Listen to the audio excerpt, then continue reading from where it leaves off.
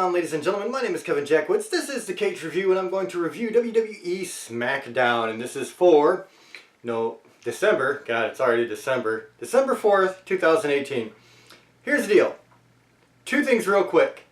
I've realized that with the camera, I'm not going to get the green screen looking as good as I possibly can just yet. I've ordered a 16 megapixel camera, and that's really going to help with the visuals here.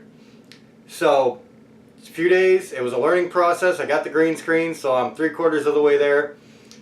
I can kind of play with the green screen, and as you can see, I am. But it's not going to look as good as it can yet. So I'm getting there. I'm almost there. This close. Now, second thing. I'm going to be looking down at my notes through this because, usually they're right in front of my face at eye level. But now I'm standing up and I have nothing there. So, if I'm looking down, whatever, it'll get better.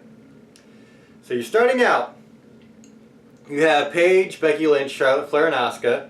They're all out in the ring. And they're doing the TLC Triple Threat signing.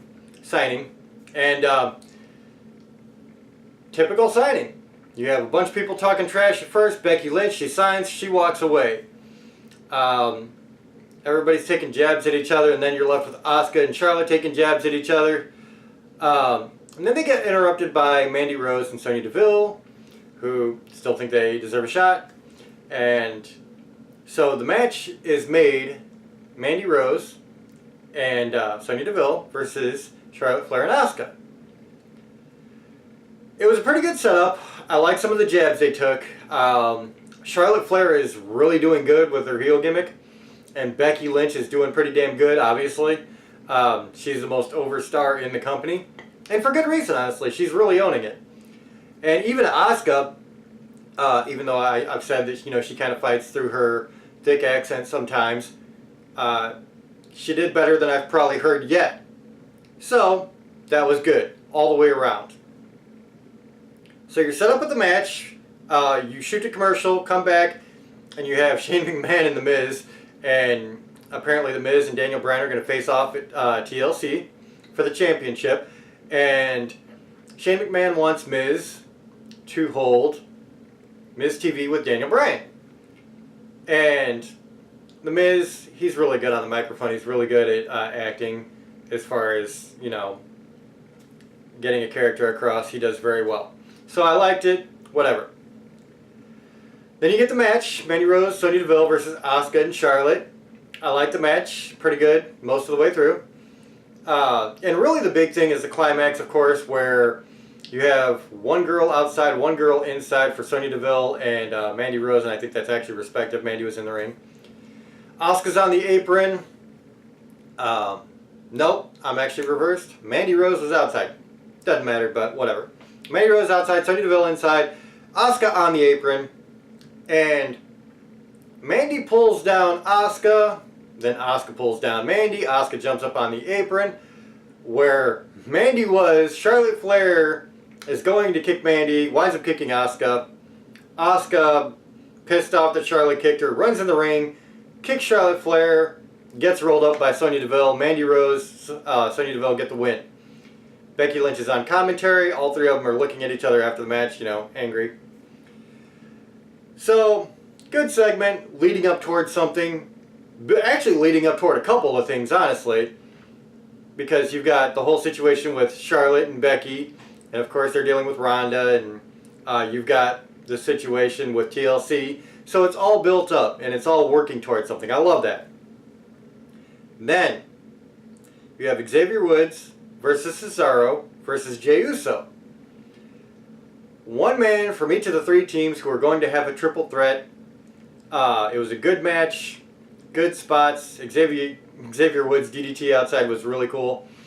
Cesaro holding up Xavier Woods on his shoulder and spinning Jey Uso. So good spots, really good match. At the end of the day, Jey Uso picked up the win. The Usos have momentum going into TLC. Again, a good match that led towards something. So far, this show is already immeasurably better than Raw. By a mile. You have a backstage Rusev-Lana interview, which was actually pretty good. Rusev tried to throw in a couple of jokes. But it was a decent interview. It was. So then you have Miz TV, and it gets broken up real quick by R-Truth and Carmella, who just do a dance break and go back to the back. That was kind of funny. People in the audience are dancing, and Miz is calling him out on it. Then he brings out Daniel Bryan, of course. Very good promo from Daniel Bryan. Daniel Bryan, you know, he's unique, and he brings that to the table. You know, he brings his personality, he brings the fact that he's vegan, he brings the fact that he's very conscious of the earth and the environment. He brings all that, and he brings it into storyline, which is something that I think really needs to be done with stars, man. They need to own who they are and really bring their personality out. And Daniel Bryan does that. And when he hits a home run, he really hits a home run. And I thought he did pretty damn good today. And Miz backing him up on the microphone with the interview section there, it was really good. It really was. One of the things Miz was trying to do was get Daniel Bryan to admit that he actually took Miz's advice. It worked. Then you get AJ Styles comes out. Daniel Bryan pushes Miz into AJ Styles, and then they're both kind of going after AJ Styles. AJ at one point was going after Daniel Bryan in the corner. Miz hits him with skull-crushing finale. And then you get this look at Miz and Daniel Bryan, almost like they hate each other, but they're on the same page in a way. So they might be building to something here. You never know. After that, you get Jeff Hardy versus Randy Orton. It was, you know, been done a few times already, for sure. But, again, this was a decent match. Like, it worked. And then you have Samoa Joe popped up on the Titantron at a bar behind the bar, wiping out glasses like a bartender. And he's calling, you know, Jeff Hardy out on his old drinking habits and things like that. Hardy turns around, gets an RKO, and then Samoa Joe lets out a good promo. And he's, you know, it's funny because he's, you know, making jokes about everything in moderation and stuff, but the way he does it, his inflections were just really, really good. And again, this just goes to show you, SmackDown just seems to know what they're doing with their stars way more than Raw, and I don't, it's honestly like a different company altogether.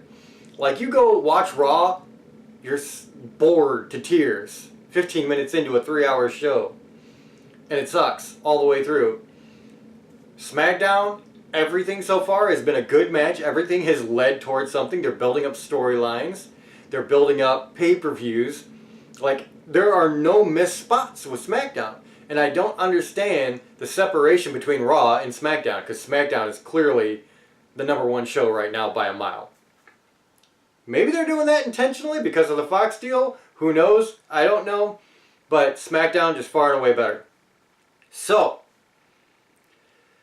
backstage, you get a Daniel Bryan interview. He's being asked why he's still in the arena. He says, everything I do has a purpose, and I'm going to commentary, which is for the last match, which is Miz versus Styles, which was made earlier in the night. So Daniel Bryan's on commentary. You have the Miz versus Styles. Styles is going to carry a lot of the match. Miz, I do like a lot on the microphone. Not as much in the ring. He's decent, but he's not great. So it was a decent match, really. And then Daniel Bryan, of course, is getting his hands involved with AJ Styles. At the end, Styles gets the submission on the Miz. Daniel Bryan comes in, really messes up Styles, does the leg chop, hits him with a leg submission hold, just runs roughshod.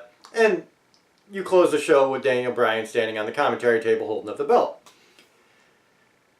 So, I mean, really from beginning to end, this was just miles apart from Raw. I give Raw a 0 out of 10. This, I'd actually say, was a pretty damn entertaining show. I really liked it. I mean, down spots, the Rusev Lana interview, maybe. And I said maybe. I didn't think it was terrible. And that was the weakest part of the show. So, good opening, good matches, good focus. Good Lord, the difference in storylines and continuity is night and day. It really is. So right now, I am all blue brand. All the way. SmackDown, baby. Having said that, Final grade. I don't want to give it like a super high score. Just coming off of Raw, if it doesn't deserve it, but I kind of feel like it does deserve it. I really do. I really like some of the promos here.